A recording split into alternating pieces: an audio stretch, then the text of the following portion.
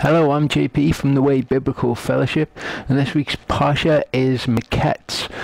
We have a look at Joseph being called up in front of Pharaoh to interpret his dreams and what they mean for Pharaoh and what they perhaps meant for Joseph himself.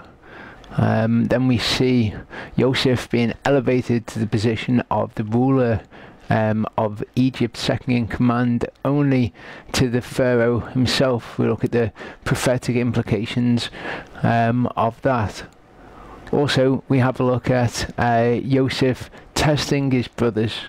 Joseph creating circumstances that seem to mirror what was done to him and to create ultimately a test for them to recreate this situation as closely as it could be regarding a favoured son of Rachel and Yaakov being given favoured position in front of the brothers to see whether they would leave him to be a slave in Egypt and to return home in safety, to see whether the brothers had truly repented for their actions. I hope you enjoy it.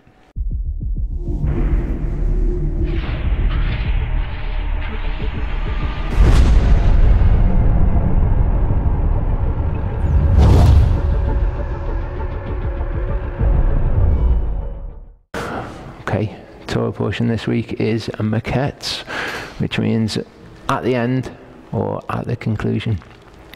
People speculate that this might well talk about events that are at the end of time, whether or not you think that the rabbis naming the Torah portions has significance or not.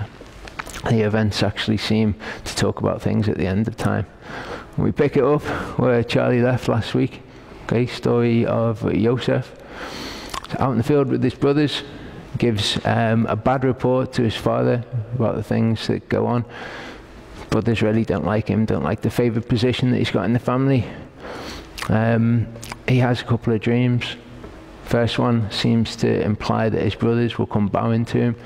Second one actually implies that his father will come bowing to him, and at that time his father rebukes him for his dream. Then he's sent away to Shechem to see his brothers who are in Dothan, and as he approaches them, they plot to kill him. When he comes near, they throw him in the pit, and he's sold into Egypt, into service in Potiphar's house. When he's in Potiphar's house, he resists the temptation of Potiphar's wife, who's thrown herself at him, and he ends up in prison, falsely accused.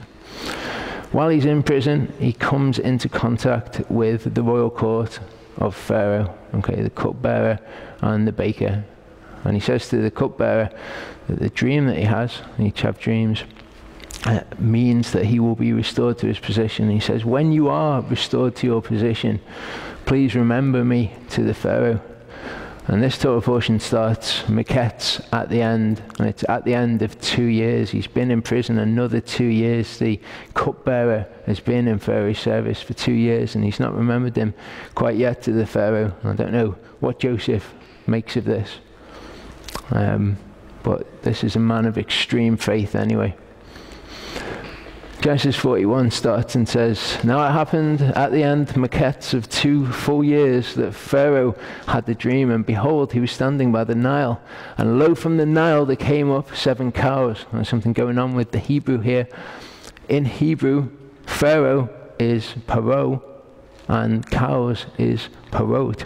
Okay, it's a Hebrew wordplay that's going on here. We'll see that there's more of this involving these cows in a second. Sleek and fat, and they grazed in the marsh grass. Then behold, 7 other cows came up after them from the Nile, ugly and gaunt, and they stood by the other cows on the bank of the Nile. The ugly and gaunt cows ate up the 7 sleek and fat cows. Then Pharaoh awoke. He fell asleep and dreamed a second time, and behold, 7 ears of grain came up on a single stalk, plump and good.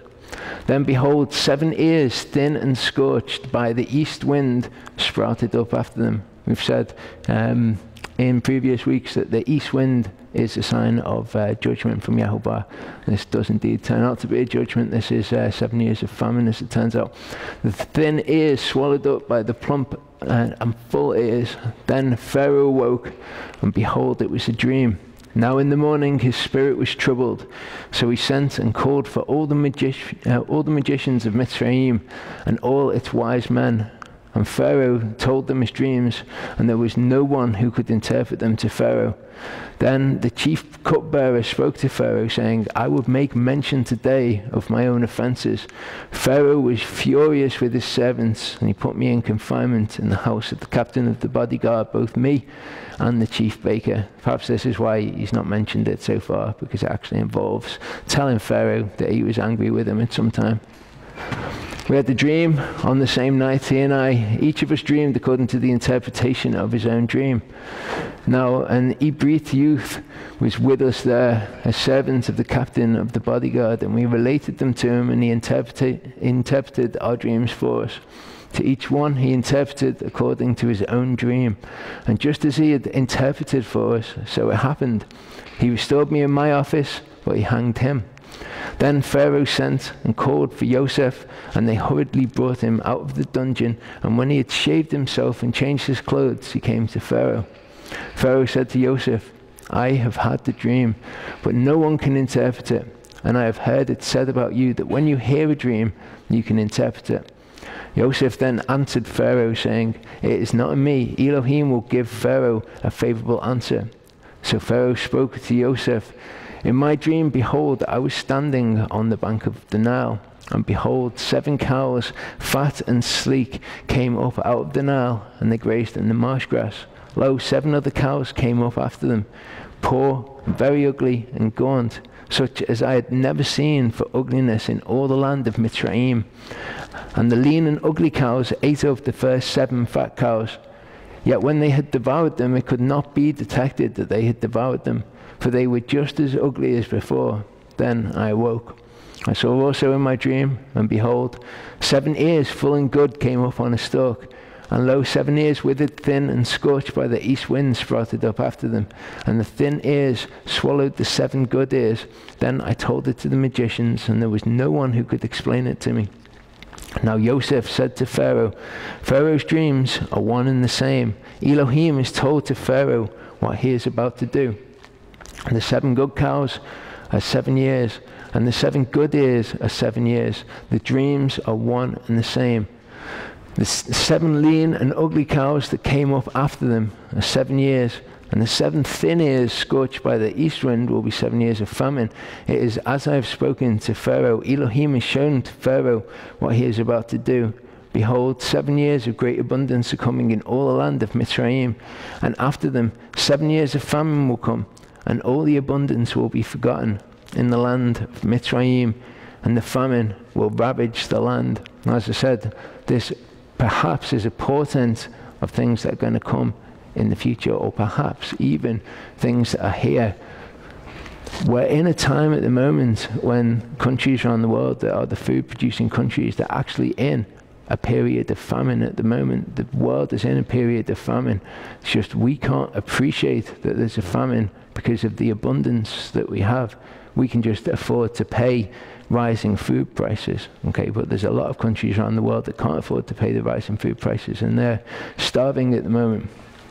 So the abundance will be unknown in the land because of that subsequent famine, for it will be very severe. Now, as for the repeating of the dream to Pharaoh twice, it means that the matter is determined by Elohim, and Elohim will quickly bring it about. Okay, so he's interpreted the dream thusly. Let's have a look at that interpretation a little bit closer. Okay, in Genesis 41:14 it says, And Pharaoh sent and called Joseph, and they brought him hastily out of the dungeon, it says in our English Bibles. When he's thrown into the prison, every other time that this prison or dungeon is referred to, Hebrew phrase, 2 words is used. Here, it's just a single word, it's boa. Okay, it means pit. We see this word somewhere else as well, and we'll begin to see a pattern here as events go forward in Genesis 14 from this point. They are a mirror image of things in Genesis 37. So we've got this here that symbolizes the start, or signifies the start of these 2 things. Then in Genesis 37, events will work backwards, and there'll actually be a reversal of the events in Genesis 41. So let's have a look at that. Genesis 37:24, it says, and they took him and cast him into a pit, and the pit was empty. The same word here, boa. There's absolutely no reason that the dungeon or the prison would be described as a pit here. It seems to be just to point this out to us, to give us a hint of this thing that's happening here. So this is the first event. He's taken out of the dungeon in Genesis 41, and he's cast into the dungeon in Genesis 37. Reversal of each other. Okay, the next thing that happens is he shaves himself and changed his raiment. He puts on clothes. So according to this pattern, there should be something in Genesis 37 just before he's thrown into the pit that is the reversal of this. And there is. It says that they stripped Joseph out of his coat before they threw him in the pit.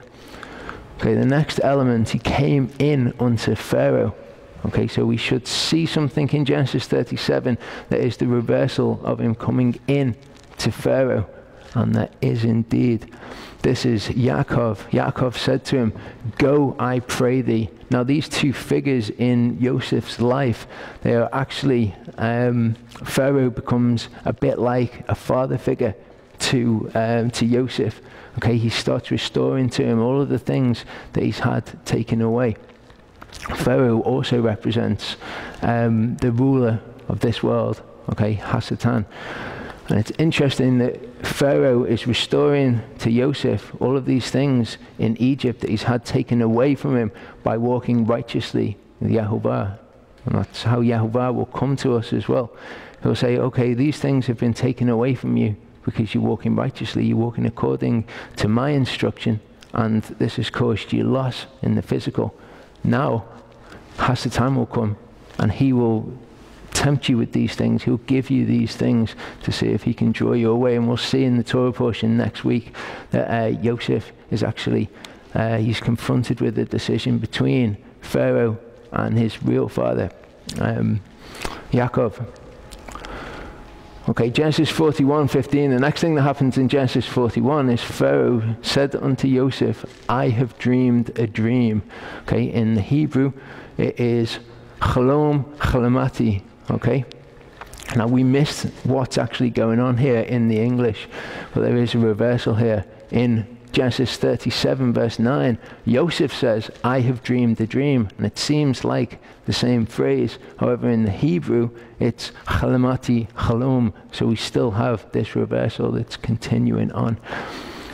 In Genesis 41:15, it says, there is none that can interpret it. And I have heard say of thee that thou canst understand the dream to interpret it. So we're expecting something that is a reversal of this.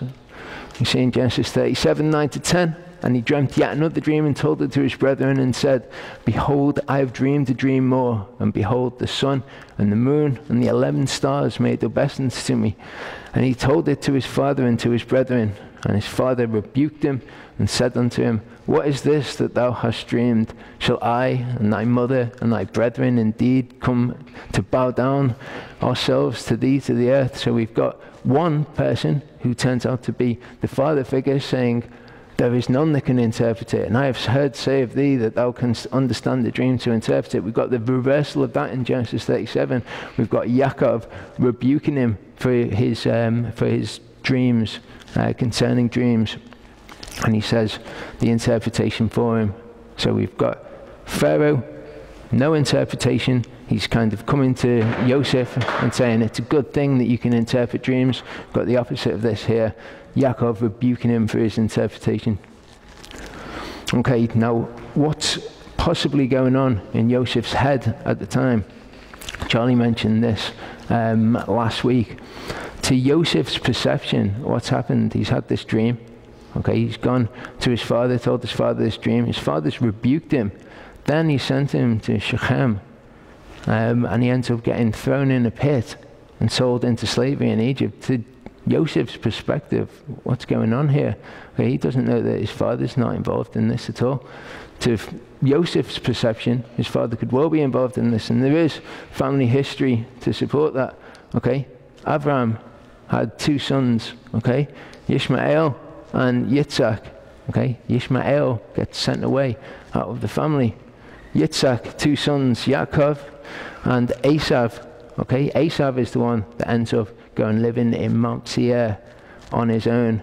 So to Joseph's perspective, it is entirely possible, given family history, that he is going to be the son that's sent away. Is this a cycle that's fulfilling itself? Okay, I know that I would look at this and think, is this a cycle that's fulfilling itself? It's certainly possible. And Joseph, you'll notice when he becomes the ruler of Egypt, he's got immense power at that point. He doesn't go to Yaakov, doesn't go and speak to him in any way. Okay? Genesis 41, 18 to 19, it says, and behold, 7 cows fat and sleek. The Hebrew there is Yefot Tuah. It's sometimes translated as well-favored. Okay? There's 2 people in Torah that are described in this way. First one is Rachel. Okay? It uses the same Hebrew phrase, Yefot Tuah.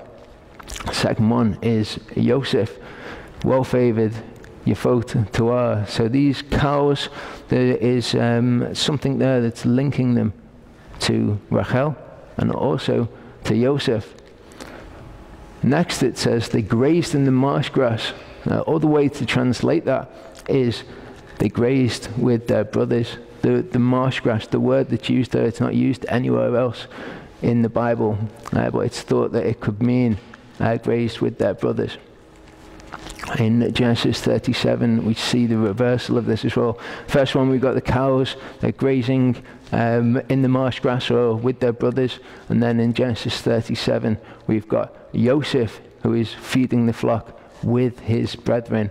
Okay, so if it does mean with his brothers, then cool, there's a reversal here. But even if it doesn't, there's a reversal here anyway. Genesis 41:19. Okay, the other cows, they're described as very ugly and gaunt. And the word for gaunt here in the Hebrew is rakot. Okay, you'll notice here that the kaf is used. There's another person that it's described, that it describes as rakot in the Hebrew. Okay, remember the first cows were associated with Rachel. It said that she was well-favored. In Genesis 29:17, it says Leah was tender-eyed. Okay, this word that's used here is rakot. It's a homonym. It's not the same word, but it's pronounced in exactly the same way. It uses a kaf instead of a kaf, instead of a kaf here.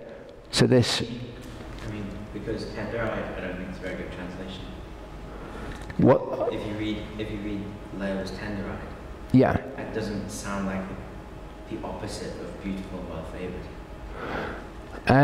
It kind of means, it's implying that she was quiet, that she had an inner beauty. That's what's implied by the word.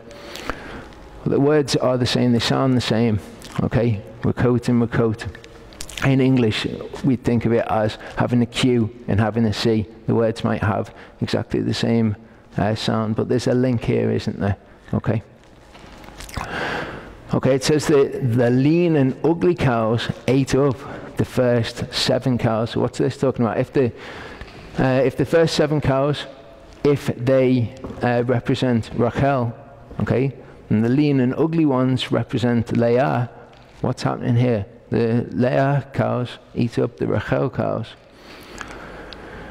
Okay, the next verse says, yet when they had devoured them, it could not be detected that they had devoured them. Maybe at this point, Joseph is getting a little bit of a glimpse that maybe Yaakov had no idea that this had happened. I don't think this is what he takes as a definite from this dream, but there's a little hint here. The one thing that doesn't fit in at this point is the 7 cows and 7 cows. If they represent Leah and her sons eating up Rachel's sons, Joseph, then why is there 7 of them?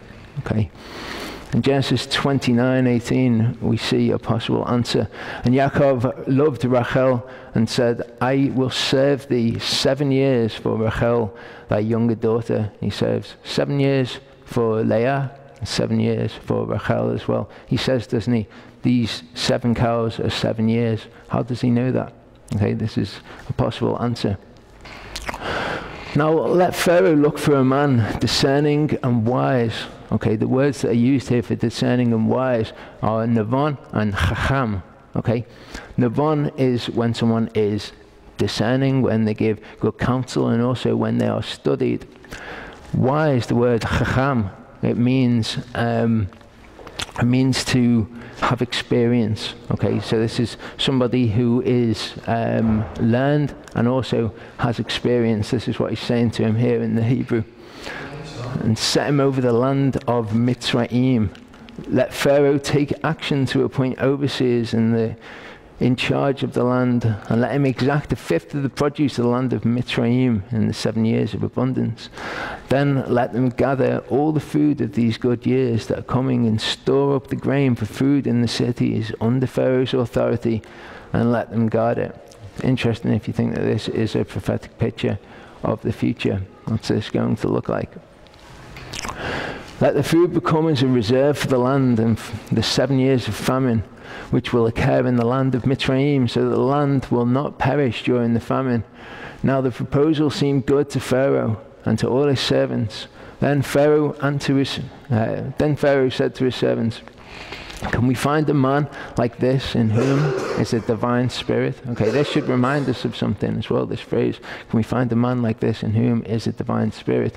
Okay, does this remind you of anyone, someone else who is said by a pagan king that they have the spirit of Elohim? They're brought before the king in order to interpret dreams, and they are made, like Joseph, they're made ruler over the kingdom. Does it remind you of anyone? Daniel. Okay. Daniel 2:25-30 says this.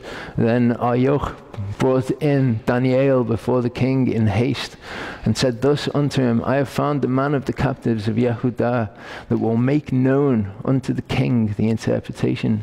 The king answered and said to Daniel, whose name was Belteshazzar, art thou able to make known unto me the dream which I have seen and the interpretation thereof? Daniel answered in the presence of the king and said, the secret which the king hath demanded cannot the wise men, the astrologers, the magicians, the soothsayers show unto the king.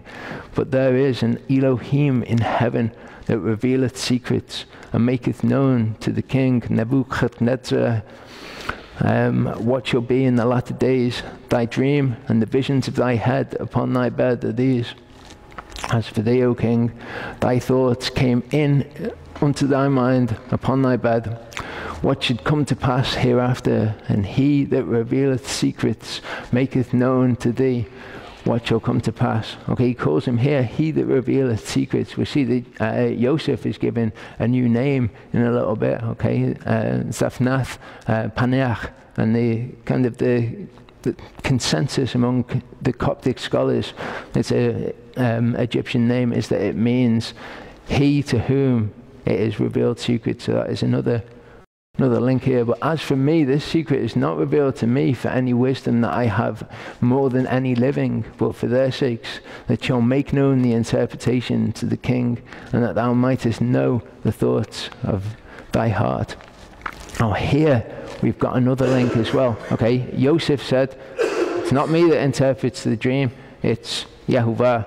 Daniel is doing very much the same thing. We see the principle that both of them seem to be following in Proverbs 3. Oh yeah, the last verse, Daniel 2:48. And the king made Daniel a great man, and gave him many great gifts, and made him ruler of the whole province of Babel, and chief of the governors over all the wise men of Babel. And we'll see in a second that Joseph is risen to prominence as well. He's given this rulership. Proverbs 3. My son, forget not my Torah, but let thine heart keep my commandments. Both of them did this in different ways. Okay, Daniel, when he was brought into the kingdom, he refused to eat the unclean food. Joseph was tempted in a different way. He was tempted with Potiphar's wife. For length of days, for long life and peace shall they add to thee. Let not mercy and truth forsake thee. Bind them about thy neck. Write them upon the table of thine heart. It's certainly true of them. And the law is supposed to be written on the tables of our heart as well. Things haven't changed. So shalt thou find favor and good understanding in the sight of Elohim and man. Both of them did, didn't they?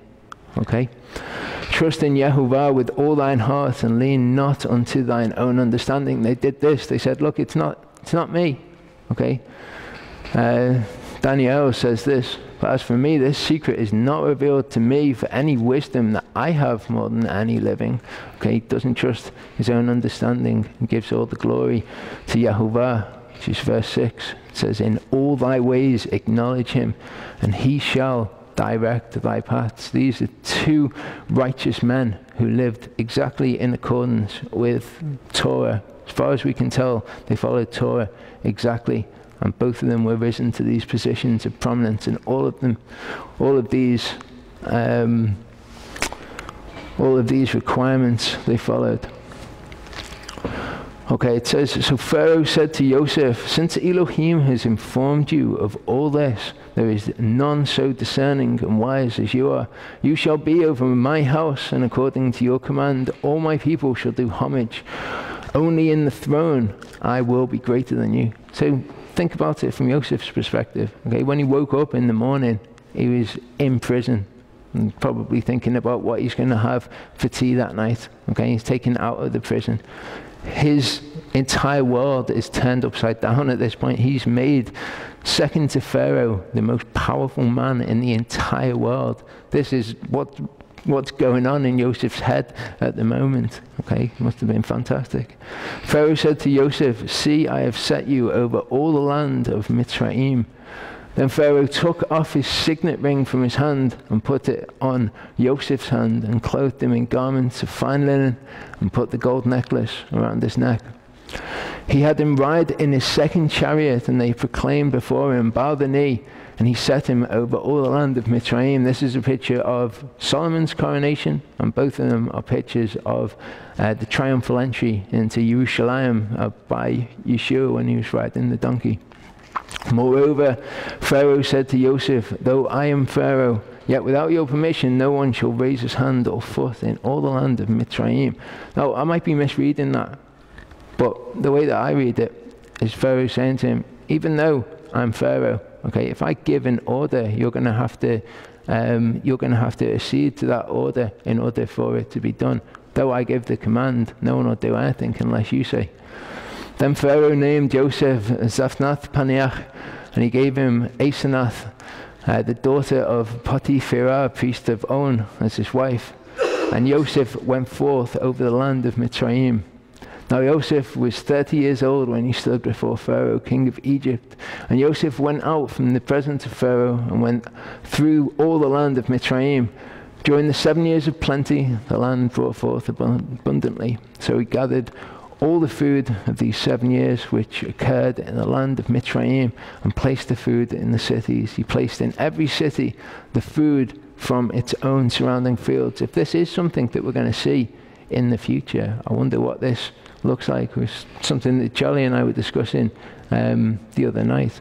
This is a man of Yehovah who is providing out the abundance of Egypt for all the people of the world. That's something that I believe Charlie's going to go into next week. Thus Joseph stored up grain in great abundance, like the sand of the sea, until he stopped measuring it, for it was beyond measure. Now before the year of famine came, 2 sons were born to Joseph, who Asenath, the daughter of Potiphera, priest of On, bore to him. Joseph named the first Manasseh, for he said, Elohim has made me forget all my trouble and all my father's household. Okay, Manasseh means forget. He named the second Ephraim, for he said, Elohim has made me fruitful in the land of my affliction. Ephraim means fruitful.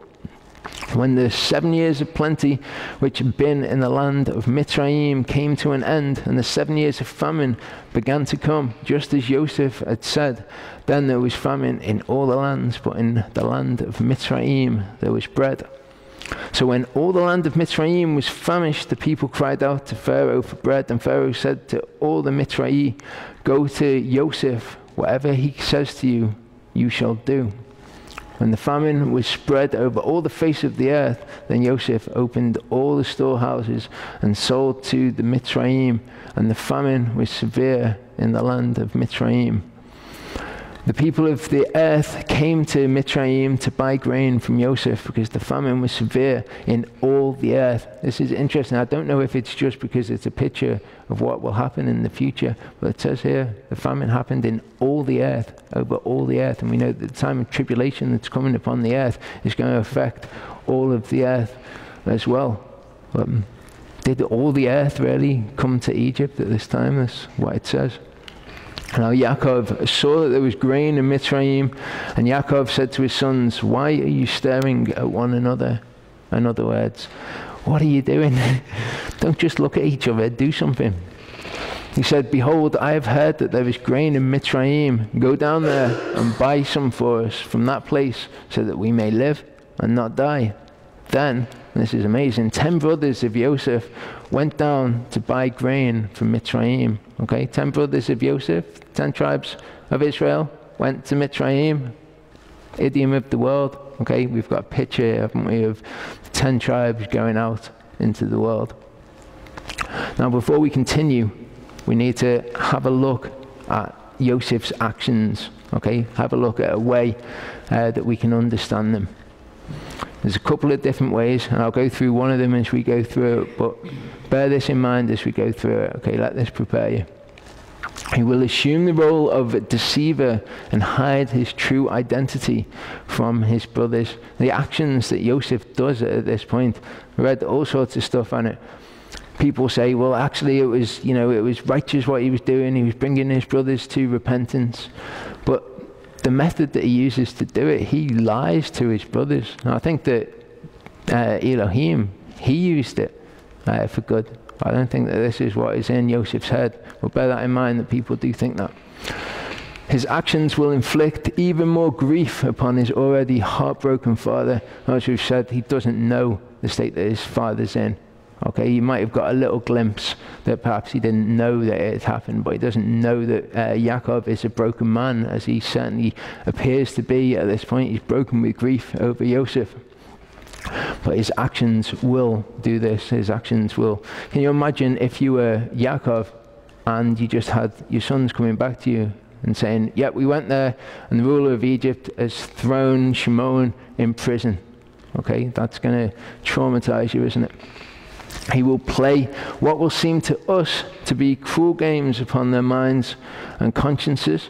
He will subject them to false accusations of spying when he knows they are doing nothing of the sort.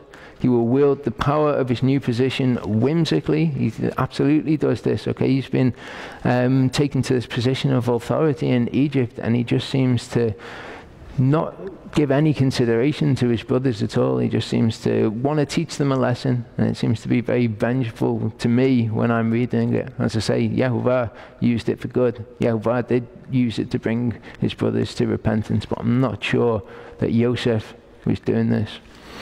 Taking one of his brothers hostage and demanding that they bring their younger brother Binyamin to ransom him, and that is an amazing picture of Messiah. Okay, ransoming one of his other brothers who's in prison. He will alternately treat his brothers as royal diplomats upon whom he lavishes favor and gifts, and as criminals upon whom he heaps disdain and disgrace. Okay, especially the people that he keeps in prison. He keeps Binyamin in prison as well. Binyamin's entirely innocent. This must be really, really messing with the head. Can you imagine being brought in front of a powerful ruler who's got the power to have you killed and to be told, "I think that you're a thief"? It's got to be terrifying, things that the brothers were going through at this time. He will entrap his own little brother in an elaborate scheme of false accusation of theft, particularly to Binyamin. It must have been terrifying. And Binyamin, as I say, he's completely innocent in this. So is Torah merely recounting the narrative of Joseph's interactions with his brothers, or is it trying to reveal something different? Hey, as we'll go through it, we'll have a look at that. But Yaakov did not send Joseph's brother Binyamin with his brothers, for he said, "I am afraid that harm may befall him." I think it's interesting that Yaakov said this. I don't think when they came back with Joseph's coat, Yaakov thought, "Oh, he's definitely dead." There was no foul play involved here. What he says at this point is, "I refuse to send Binyamin, the other son of Rachel, with you." Okay, he knew the family politics. He knew that the brothers weren't happy with Joseph at the point when they went out. They knew that his favored position caused jealousy, and he says, Binyamin, okay, he's going to stay here. The rest of you can go. I think that Yaakov is distrusting of them. So the sons of Israel came to buy grain among those who were coming, for the famine was in the land of Canaan also. Now Joseph was the ruler over the land. He was the one who sold to all the people of the land, and Joseph's brothers came and bowed down to him with their faces to the ground. When Joseph saw his brothers, he recognized them, but he disguised himself to them. Okay, again, we've got this continuing theme of people disguising themselves, deceit being used. It's another reason that I don't think that this was a righteous action of Joseph's. He disguised himself to them and spoke to them harshly, and he said to them, where have you come from? And they said, from the land of Canaan to buy food. But Joseph had recognized his brothers, but they did not recognize him. Joseph remembered the dreams which he had about them and said to them, you are spies, you have come to look at the undefended parts of our land. This is, I think through this we can see Joseph inflicting on his brothers what they have inflicted upon him. And they say something in a bit which is quite interesting, which I'll point out, which will justify this. I wonder whether when he came to them, okay, whether they said to him, you're a spy, okay, whether the things, him giving an evil report, had led them to think that he was a spy. When they threw him in the pit, is this a reversal of the conversation that took place amongst Joseph and his brothers? Then they said to him, no, Lord, but your servants have come to buy food. We are all sons of one man. We are honest men. Your servants are not spies. I can imagine Joseph saying this to them, saying, look, we're all sons of one man. We're all brothers, and I'm an honest man. That's the reason that I gave the bad report of you, because you were doing things. I couldn't go back and lie to Yaakov over it. Yet he said to them, no, but you have come to look at the undefended parts of our land. But they said, your servants, 12 brothers in all, the sons of one man in the land of Canaan. And behold, the youngest is with our father today, and one is no longer alive. Joseph said to them, it is as I said to you, you are spies. By this you will be tested. By the life of Pharaoh, you shall not go from this place unless your younger brother comes here. Send one of you that he may get your brother, while you remain confined, that your words may be tested, whether there is truth in you. But if not, by the life of Pharaoh, surely you are spies. So he put them all together in prison for 3 days. This is what they did to him. He was in the pit for 3 days. And this is a picture of the death, the burial, the resurrection of the Messiah. Okay, Joseph being put into the pit, he was essentially under a death sentence. That's what they wanted to do to him when they put him in the pit in the first place. Okay, that's a picture of death and burial, and then him being let out of the pit after 3 days is a picture of the resurrection. And he says something interesting here. He says, now Joseph said to them on the third day, do this and live, for I fear Elohim. Why say do this and live? Okay, it's talking again of the resurrection. It's giving us a picture of the resurrection, the life being brought on the third day. If you're honest men, let one of your brothers be confined in your prison. But as for the rest of you, go carry grain for the family of your households. He says for them to go and feed their households. Now, there's something that I want to point out here. In Genesis 41, 35 to 36, it says, then let them gather the food of these good years. Remember, the good years are the 7 well-favored cows that are coming and store up the grain for food in the cities under Pharaoh's authority, and let them guard it.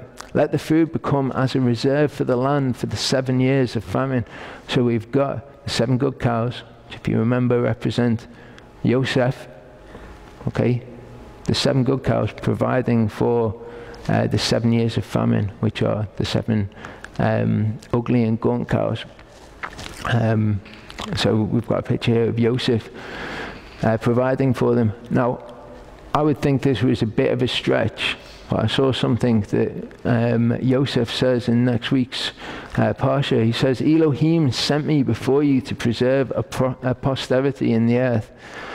and to save your lives. How does he know this for a fact? Okay, the information that we're given is that he's interpreting these dreams which seem to speak of the brothers and him. Now, I don't know whether this is true, but I point it out as an interesting thing. Bring your youngest brother to me, so your words may be verified, and you will not die. And they did so. Then they said to one another, truly we are guilty concerning our brother, because we saw the distress of his soul when he pleaded with us, yet we would not listen. Therefore this distress has come upon us. This is why I think this is a reversal of the conversation that happened. We saw the distress of his soul when the reverse conversation happened. Now this distress has come upon us. There's something in what has happened that's made them recognize these events. Reuben answered them, saying, did I not tell you, do not sin against the boy? And you would not listen. Now comes the reckoning for his blood. They did not know, however, that Joseph understood, for there was an interpreter between them. So we've got three important elements here. He says, truly we are guilty. Okay, they recognize the guilt. They recognize what they've done, and they recognize that this event has been brought upon them because of what they've done. Reuben says, did I not tell you, do not sin against the boy? What this is telling Joseph is that his father wasn't in on it. This was something that was decided amongst the brothers. And it says that Joseph understood, so he knows at this point. Leviticus 26:40-42 tells us something very important about repentance. This is something that we need to acknowledge in our own repentance.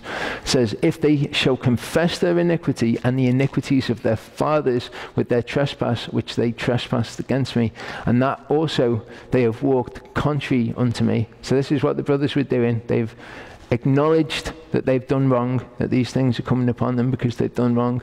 They've also inadvertently confessed the iniquity of their father to Joseph in telling him that he was nothing to do with it. Verse 41 says, and that I also have walked contrary unto them. Okay, this is a really important part of repentance. We think repentance, okay, it's saying sorry, it's stopping doing those things. But Yahuwah says, I want you to acknowledge that I've walked contrary to you because of the things that you've done. So when things happen in our life, we need to consider if disaster has been brought upon us because of things that we've done. It's not always going to be the case, but we need to consider, you know, is there a pattern in this? Is this similar to something that I've done to someone else? Okay, this is a very important part of it, of repentance to Yehovah. He says, I want you to do this. And have brought them into the land of their enemies. If then their uncircumcised hearts be humbled, and they then accept the punishment of their iniquity. Again, there's an important element that we accept the punishment of our iniquity. We accept that we've walked away from God and he's walked away from us. Then will I remember my covenant with Yaakov, and also my covenant with Yitzhak, and also my covenant with Abraham will I remember, and I will remember the land. So the brothers have done all of these things here. So this is the point that they have forgiveness. This is the point that they've repented of their sin. Exodus 21:16 shows us how serious it is in Yehovah's eyes what they did. It says, and he that stealeth a man and selleth him, or if he be found in his hand, he shall surely be put to death. So Yehovah requires the death sentence for this, and this is something that people get confused. Okay, there's the death sentence for this crime, and yet Yehovah says that he forgives them. Okay, they're two different things. There's the physical consequence of what you've done, and then there's the eternal consequence. Okay, Yehovah will forgive the eternal consequence for you. Sometimes, though, we have to go through the things in the physical. We see in Amos 2:6, it says, thus saith Yehovah, for 3 transgressions of Yisrael, and for 4, I will not turn away the punishment thereof, the physical punishment. I won't turn away for these transgressions, because they sold the righteous for silver. Okay, that is what Yaakov's sons did, isn't it? They sold Joseph for 20 pieces of silver. We see principle here in Galatians 6:7, it says, be not deceived, Elohim is not mocked, for whatsoever a man soweth, that shall he also reap. So we need to think things in our lives. Okay, have we sown these things? Are we reaping what we've sown? Verse 24 says, he turned away from them and wept. Okay, he recognizes at this point that they've repented, and it makes him cry. But when he returned to them and spoke to them, he took Shimon from them and bound him before their eyes. Then Joseph gave orders to fill their bags with grain and to restore every man's money in his sack and to give them provisions for the journey, and thus it was done for them. So they loaded their donkeys with grain and departed from there. As one of them opened his sack to give his donkey fodder at the lodging place, he saw his money, and behold, it was in the mouth of his sack. Then he said to his brothers, my money has been returned, and behold, it is even in my sack. And their hearts sank, and they turned trembling to one another, saying, what is this that Elohim has done to us? Again, this part of the repentance. They recognize that these things are happening because of what they've done. Now they're looking at all of the events that happened to them, and they're saying, well, maybe Elohim has brought this upon us as well. When they came to their father Yaakov in the land of Canaan, they told him all that happened to them, saying, the man, the Lord of the land, spoke harshly with us and took us for spies of the country. But we said to him, we are honest men, we are not spies. Okay, we are 12 brothers, sons of our father. One is no longer alive, and the youngest is with our father today in the land of Canaan. This is how it actually happened. The first time that they tell Yaakov what happened, they tell him the right way. He said we were spies, and we said we're 12 brothers of our father. That's the way that it actually happened in the account. And the man, the Lord of the land, said to us, by this I will know that you are honest men. Leave one of your brothers with me, and take grain for the famine of your households, and go. But bring your youngest brother to me, that I may know that you are not spies, but honest men. I will give your brother to you, and you may trade in the land. Now it came about as they were emptying their sacks that, behold, every man's bundle of money was in his sack. And when they and their father saw their bundles of money, they were dismayed. Their father Yaakov said to them, you have bereaved me of my children. Joseph is no more, and Shimon is no more, and you would take Binyamin. All these things are against me. And Reuben spoke to his father, saying, you may put my 2 sons to death if I do not bring him back to you. Put him in my care, and I will return him to you. So what Reuben is offering at this point is that he will make restitution. He will give his own 2 sons. If they go to the land and they get Shimon, but something happens to Binyamin, then he will give his 2 sons for Binyamin and Joseph. But Yaakov said, my son shall not go down with you, for his brother is dead, and he alone is left. If harm should befall him on the journey you are taking, then you will bring my grey hair down to Sheol in sorrow. Okay, Sheol, if you're thinking, what's Sheol? Sheol, Hades. Okay, we'll be having a look at them on Thursday. We'll be looking at life after death. Is what's taught in the churches today.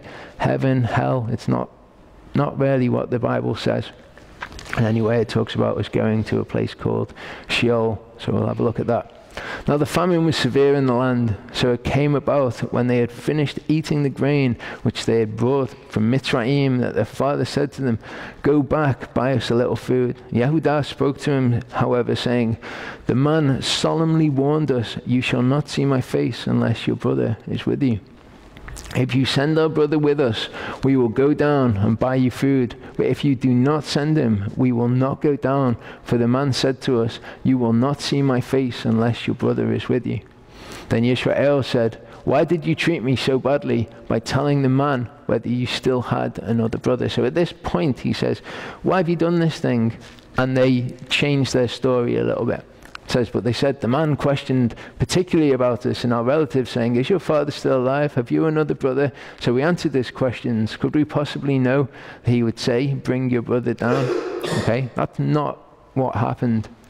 See in Genesis 42, if we read it, it says, yet he said to them, no, but you have come to look at the undefended parts of our land. And they said, your servants are 12 brothers in all, the son of one man in the land of Canaan, and behold, the youngest is with our father today, and one is no longer alive. So the first time that they tell Yaakov about this, and they say, call the spies, and then we said that we're 12 brothers. That was correct. At this point, when he started to question them, they've actually begun to lie to him. Yehudah said to his father Israel, send the lad with me, and we will arise and go, that we may live and not die, we as well as you and our little ones. I myself will be surety for him. You may hold me responsible for him. If I do not bring him back to you and set him before you, then let me bear the blame before you forever. For if we had not delayed, surely by now we could have returned twice. Something changes at this point. Yehudah says, I will bear personal responsibility. Now the Torah says that what Reuven offered was correct, that he offered his 2 sons in place of Yaakov's 2 sons. Okay, but this is what Yehudah says, let me bear the blame. Okay, and this actually turns out to be Yaakov's personal ethic, which we can see from before in the Torah.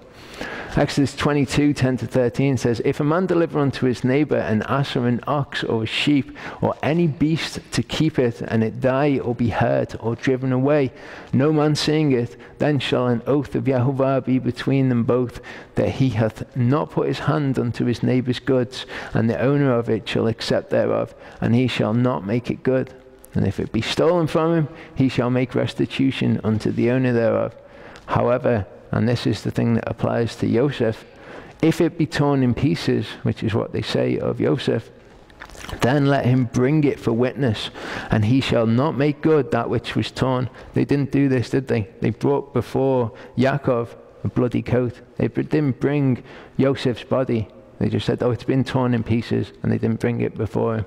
Okay, so restitution was never made. Now what Reuven offered was the right thing. Okay, he offered to make it right by the exact things, his 2 sons. However, we see in Genesis 31:39, Yaakov's personal ethic is different. This is when he's talking to Lavan. He says, that which was torn of beasts, I brought not unto thee. Okay, I didn't do that. I didn't bring their body and say, well, it's not my fault, so you should let me off with this. I bear the loss of it. Of my hand didst thou require it. So this is the way that Yaakov deals with it. And it's when Yehudah says that he will deal with it in the same way as Yaakov would have dealt with it, that things change. Then their father Yisrael said to them, if it must be so, then do this. Take some of the best products of the land in your bags, and carry down to the man as a present a little balm and a little honey, aromatic gum and myrrh, pistachio nuts and almonds. Okay, we've seen these things before, the balm, aromatic gum and myrrh, when the traders came down. When they took Yosef away, there were the same elements. Obviously they were traders, they were passing through the land, they'd taken some of the best things, as Yaakov says. But we've got 2 sons of Rachel who both give us a picture of the Messiah, as it turns out, being carried down to Egypt with the same things. There's something there that ties them together. Take double the money in your hand, and take back your hand in your hand the money that was returned in the mouth of your sacks. Perhaps it was a mistake. Take your brother also, and arise, return to the man, and may El Shaddai grant you compassion in the sight of the man, so that he will release to you your other brother and Benjamin. And as for me, if I am bereaved of my children, I am bereaved. So he says, at this point, because something has changed, because Yehudah is offered to stand surety, he just says, it's okay. If something happens to Benjamin, then it will be on my head, not on your head, not on Reuben's children's heads. And I think that at this point, Yaakov sees that they are sincere. Okay, before he was a bit mistrustful of them. Oh, you want to take Benjamin as well, the other child of Rachel. Well, that didn't turn out so well last time. But at this point, Yehudah said, look, I'll bear responsibility on my own head. And he sees that they're sincere. He sees that they're not going to do anything to Benjamin. So the men took this present, and they took double the money in their hand. And Benjamin, then they arose and went down to Mitzrayim and stood before Yosef. When Yosef saw Benjamin with them, he said to his house steward, bring the men into the house and slay an animal and make ready, for the men are to dine with me at noon. So the man did as Yosef said, and brought the men to Yosef's house. And all the men were afraid, because they were brought to Joseph's house, and they said, it is because of the money that was returned in our sacks the first time that we are being brought in, that he may seek occasion against us and fall upon us and take us for slaves with our donkeys. Remember, they think that it's God that's doing this. Okay, and they think that they're going to have to pay with their lives. That's what they think the end game is here. So they came near to Joseph's house steward and spoke to him at the entrance of the house and said, "Oh my lord, we indeed came down the first time to buy food. And it came about when we came to the lodging place that we opened our sacks, and behold, each man's money was in the mouth of his sack, our money in full. So we have brought it back in our hand." They think that this is God that's doing this, and they think that they can escape from this. And this is definitely something that I've done before, where you think, God's bringing this about in my life. Maybe if I do this, then it'll avoid this event happening. Okay, how foolish. "We have also brought down other money in our hand to buy food. We do not know who put our money in our sacks." He said, "Be at ease, do not be afraid. Your Elohim and the Elohim of your father has given you treasure in your sacks. I had your money." Then he brought Shimon out to them. It's interesting that he says, "Your Elohim and the Elohim of your father." Okay, he knows about this. This is Joseph's house steward. It seems to make sense that Joseph has told his house steward about the Elohim of his father, about several things. Then the man brought the men into Joseph's house and gave them water, and they washed their feet, and he gave their donkeys fodder. So they prepared the present for Joseph's coming at noon, for they had heard that they were to eat a meal there. When Joseph came home, they brought into the house to him the present which was in their hand, and bowed to the ground before him. Then he asked them about their welfare and said, "Is your old father well, of whom you spoke? Is he still alive?" They said, Your servant, our father, is well. He is still alive." They bowed down in homage. As he lifted his eyes and saw his brother Benjamin, his mother's son, he said, "Is this your youngest brother of whom you spoke to me?" And he said, "May Elohim be gracious to you, my son." This blessing that he pronounces over Benjamin, there seems to be obviously an affinity between Joseph and Benjamin. So it causes us to ask a couple of questions.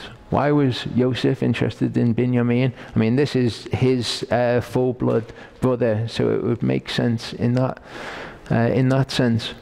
Who does Benjamin represent? Two different questions, and the answers that we get that answer one of them tend to answer the other one as well. So let's look at some of the characteristics of Benjamin. He's beloved by the father and full brother to Joseph. Okay, who do we know who is beloved of the father? He was born near Beit Lechem, you know who that speaks of, and Rachel named him Ben Oni, which means son of my sorrows. Father named him Benjamin, son of my right hand. Now, there's an interesting link here. The Jews are expecting there to be two messiahs coming. Messiah ben Yosef, who they associate with Yosef, they associate with the story of Yosef, okay, who they see as the son of my sorrows, okay, the suffering servant, who we know as Yeshua in his first incarnation. His father, okay, who represents Yahuwah, named him Benjamin, which means son of my right hand. What do we know of Yeshua? He sat at the right hand of the Father. Benjamin actually has a number of messianic qualities, just as Joseph does. But he's overlooked because Joseph is the main character in this story. And he was not involved in the conspiracy to sell Joseph, which is both going to endear him to Joseph, but it also means that he was entirely innocent. Okay, who's that a picture of? Who's entirely innocent and gets the blame here. Then he asked them about their welfare and said, "Is your old father well, of whom you spoke?" Sorry, Joseph hurried out. He was deeply stirred over his brother, and he sought a place to weep, and he entered his chamber and wept there. Is this something that happens in the end times as well? We're told that we will enter into our secret chambers until the indignation be past. Is this something that we will do when we enter into the chambers? Will we weep for our brothers who are left outside during the tribulation? And he washed his face and came out, and he controlled himself, saying, "Serve the meal." So they served him by himself and then by themselves, and the Mitzraim who ate with him by themselves, because the Mitzraim could not eat bread with the Ibri, for that is loathsome to the Mitzraim. That's something that Charlie will have a look at next week. actually turns out to work in their favor. Now they were seated before him, the firstborn according to his birthright, and the youngest according to his youth. And the men looked at one another in astonishment. Now what Joseph is doing here is he's showing them that he knows who the youngest is. He knows who the firstborn is, okay? Which makes what he does next more significant. He took portions to them from his own table, but Binyamin's portion was 5 times as much as any of theirs. So they feasted and drank freely with him. So what he's doing is he's showing that he knows who the firstborn is, and then he's giving favor to one of Rachel's sons. Okay, Binyamin turns out to be the youngest. He gives him 5 times as much to recreate the situation where in the past he got the firstborn blessing. He was given the coat of many colors, or the coat with long sleeves, whatever the translation is. He's recreating this to see whether their hearts are in the same place. Then he commanded his house steward, saying, fill the men's sacks with food, as much as they can carry, and put each man's money in the mouth of his sack. Put my cup, the silver cup, in the mouth of the sack of the youngest, and his money for the grain. And he did as Joseph had told him. So what he's doing is he's setting Binyamin up to take the fall now, and he's going to see whether the brothers let him take the fall. Okay, you put him in the same position where he's favored. He's going to see whether they're just going to go their way back to their father or not. As soon as it was light, the men were sent away, they with their donkeys. They had just gone out of the city. They were not, and were not far. When Joseph said to his house steward, up, follow the men. And when you overtake them, say to them, why have you repaid evil for good?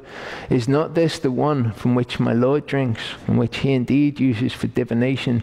You have done wrong in doing this. Don't believe that Joseph was involved in doing divination. This is just part of the garb, part of the disguise that he's wearing. So he overtook them and spoke these words to them.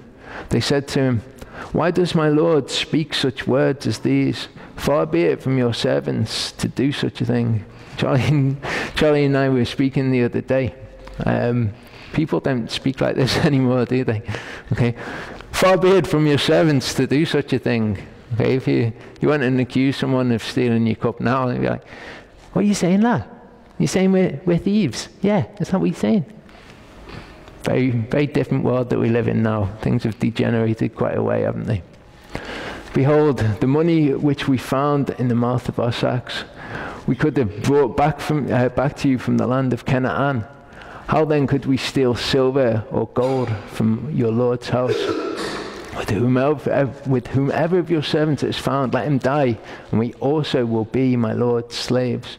Now this, he says something very similar to what Yaakov said when Lavan came, and he said, you've stolen the gods from my house. And he says, whoever it's found with, let them die. And Rachel did die in short order soon afterwards. What we see here is the same promise being made. Whoever it's found with, let them die. And it's found with Binyamin, but Binyamin doesn't die. So I wonder when I read this, obviously our words are powerful, okay, and we have to guard what we say. But is Elohim in charge of all of this? Okay, he's looking, he knows who's guilty and who's not. The other thing is, it says, but with whomever of your servants it is found, let him die. Okay, it wasn't found with Rachel. Okay, it was found with Binyamin. What seems to matter is not who it was found with. Okay, the exact details of what was said. Okay, what matters is who bears the guilt. What was the intent here? The intent was whoever is guilty, let them die. Okay, this is what Elohim, this is what he goes on. And sometimes we look at his word and we kind of look at the exact words and we try and make it fit with the situation. We kind of try to bend it to suit what we want to do. And this is just proof to me that Elohim is just looking at the things that we do and saying, no, I know what the intent was behind this. You can't fool me by technical words. Oh yeah, it's not the person who it was found with. Doesn't matter to God. Okay. The words are not what's important. The intent is what's important. We saw that with the water crystals as well. The prayers that were said over them. Okay, even if they were Buddhist prayers, they made them form into beautiful crystals, because what's important is the intent behind the prayer. That's what affects the water molecules. That's what actually makes the effect in the world. Now he said, let it also be according to your words. He with whom it is found shall be my slave, and the rest of you shall be innocent. Then they hurried. Each man lowered his sack to the ground, and each man opened his sack. He searched, beginning with the oldest and ending with the youngest, and the cup was found in Benjamin's sack. Then they tore their clothes, and when each man loaded his donkey, they returned to the city. When Yehudah and his brothers came to Joseph's house, he was still there, and they fell to the ground before him. Joseph said to him, what is this deed that you have done? Do you not know that such a man as I indeed practice divination? So Yehudah said, what can we say to my Lord? What can we speak? And how can we justify ourselves? Elohim has found out the iniquity of your servants. Behold, we are my Lord's slaves, both we and the one in whose possession the cup has been found. But he said, far be it from me to do this. The man in whose possession the cup has been found, he shall be my slave. But as for you, go up in peace to your father. So he's recreated the exact circumstance here. Okay, a slave being taken away who was favored higher than them unfairly, and they've got the chance here to just leave and not be in slavery to what is effectively the ruler of the world at that point. And Charlie, you'll have a look at what transpires, what decision the brothers make next week.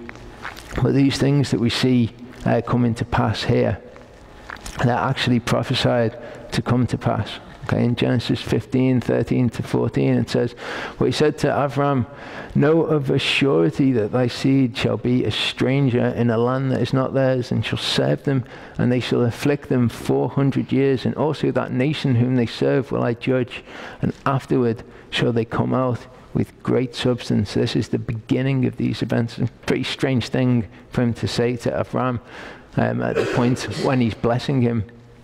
But as we get into Exodus, starting next week, we'll see these things started to come to pass. Okay? Now, the story that we saw this week, the narrative of Joseph, and story that we saw last week, and being thrown into the pit and taken into prison, this is actually a prophetic picture of Yeshua. And we'll finish on this. Acts 2:22-36 says, men of Yisrael, listen to these words. Yeshua HaNazareth, a man attested to you by Elohim with miracles and wonders and signs which Elohim performed through him in your midst, just as you yourselves know.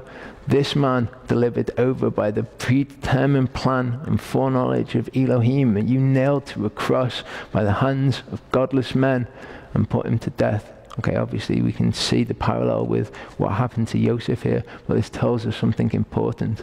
This is by the predetermined plan and foreknowledge of Elohim that these things happened. And what happened to Yeshua? Well, Elohim raised him up again, putting an end to the agony of death, since it was impossible for him to be held in its power. For David says of him, I saw the Lord always in my presence, for he is at my right hand, so that I will not be shaken. Therefore my heart was glad and my tongue exulted. Moreover, my flesh also will live in hope, because you will not abandon my soul to Hades, Sheol, nor allow your Holy One to undergo decay. You have made known to me the ways of life. You will make me full of the gladness with your presence. Brethren, I may say confidently to you regarding the patriarch David, they both died and was buried, and his tomb is with us to this day.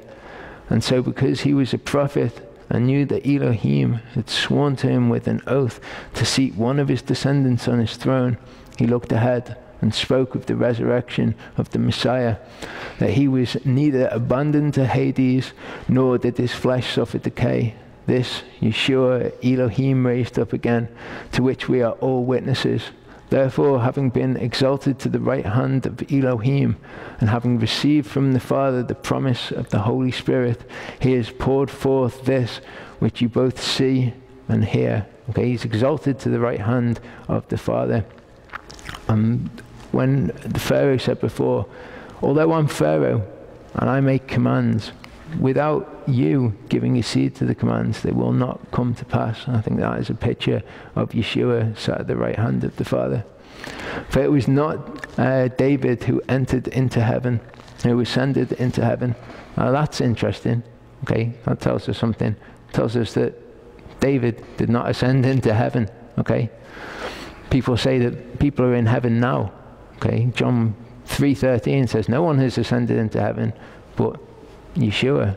Okay, and here we get another confirmation of that, because people look at John 3:13 and they say, well, this is when Yeshua was walking the earth. Perhaps it's different after his death.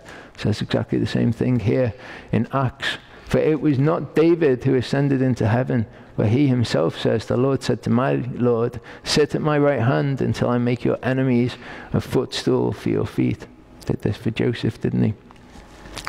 Therefore, let all the house of Israel know for certain that Elohim has made him both Lord and Messiah, this Yeshua whom you crucified. Shall we pray?